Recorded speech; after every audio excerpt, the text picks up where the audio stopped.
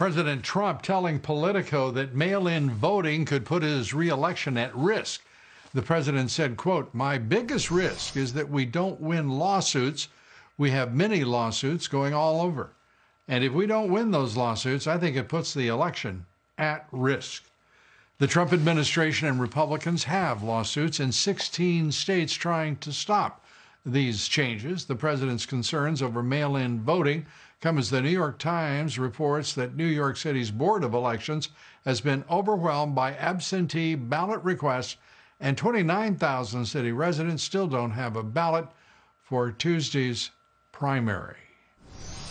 Well, joining me now, Tom Fitton. He is the president of Judicial Watch. And Tom, it's great to have you here. The president says with these lawsuits, he's depending on it for an election of integrity and electoral integrity. This is very alarming to hear the president say that so much is riding on a judiciary that, frankly, is compromised just every bit as much as other parts of our government. Well, this has been a state-by-state battle, Lou, to protect the integrity of our elections. The left is using the coronavirus as an excuse to upend our election systems. They're actually suppressing the vote, in my view, by scaring people away from voting in person, which is obviously the most secure way to vote. It's the best way to prevent voter fraud. And in California, they want to swamp the mails with ballots, 20 million ballots. It's not just the presidential race at issue here. You obviously have all these races down ballot for which there will be severe temptation to cheat. And now that's going to be a lot easier to do because our system is going to be overwhelmed with ballots and applications for ballots. And here just in the District of Columbia, they announced they're mailing the ballots to everybody. You know, and there's the dirty, we've proven, we've shown repeatedly, because we've been winning in court to clean up the lists, that the lists across America are filthy in terms of having more people on the rolls than are eligible to vote. And those people, you can be sure, are going to be the groups getting some of these ballots. So here we are going into the re-election bid for this president, the election this November. We're less than 5 months away. And where in the hell have the Republicans been to assure electoral integrity? This is, you know, it reminds me of our asking the Chinese not to steal our intellectual property. We have a responsibility to protect ourselves, to protect the integrity. And I, frankly, am deeply, deeply alarmed to hear that the Republican Party isn't ready to wage electoral battle to preserve the integrity of the election, and instead have gone to these courts that are just as compromised in political corruption, I think, as any other part of the federal government, and in some states even more so. Well, the states have a lot of leeway to change the rules. Now, you're right, but they've been cowed at the state and local level. A lot of Republicans have bought into this fear-mongering. You know, this is why the coronavirus lockdowns needed to be lifted, because it was inevitable that you would have this increased demand for unsecure mail-in ballots. We're now turning over the election, it looks like in many ways, to the United States Postal Service.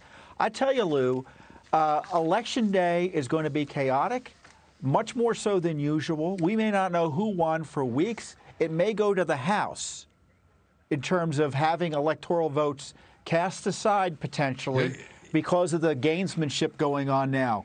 This is a crisis, and you're highlighting it, and we're whistling past the graveyard in many respects. Come November, frankly, just come 3 months from now, there's no turning back. Yeah. Well, I don't know that there is now. I don't understand why the Republicans aren't putting together volunteers, a phalanx for every electoral district in the country, for every polling booth in the country, whatever it takes. Because I've got to tell you, I really believe the American people are so tired of numbskull Republicans who sit on their hands and pander to the corporate establishment and globalist elites who don't give a damn about jobs, don't give a damn about the election, just so long as they can preserve their interests. I mean, it's a sad damn story we're watching. And the Justice Department can step in as well. We got California, Los Angeles County. Where the hell are they? We're doing the work. We're suing in Pennsylvania and North Carolina to clean up 2 million names in those states alone. We alone got Los Angeles County to begin the process of removing up to 1.6 million names, all done without Justice Department help. Once again, they've AWOL. They're either on the other side often, usually certainly under the Obama administration, and under this administration, the Justice Department's been somnolescent. And the DACA decision. John Roberts strikes again, aligning with the four liberal justices, comes out with mincemeat instead of logic and adherence to original text. Claiming he's an originalist, and in a way he is. He's the most original thinker I've ever seen as a Chief Justice. I mean, he has the most tortured reasoning process and logic or illogic I've ever seen. Your thoughts about what happens next? He's an anti-Trumper. He obviously doesn't like Trump. That's why he changes the rules of the game. He promised to be an umpire. Instead, he's banging garbage cans in the dugout like they were doing down there in Houston.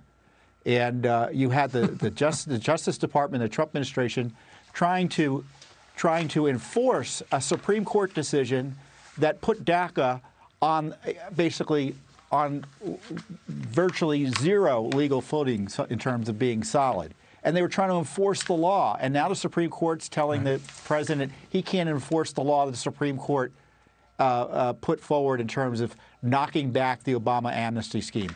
This is amnesty. It's illegal, and the president needs to push to stop it. And not just end it.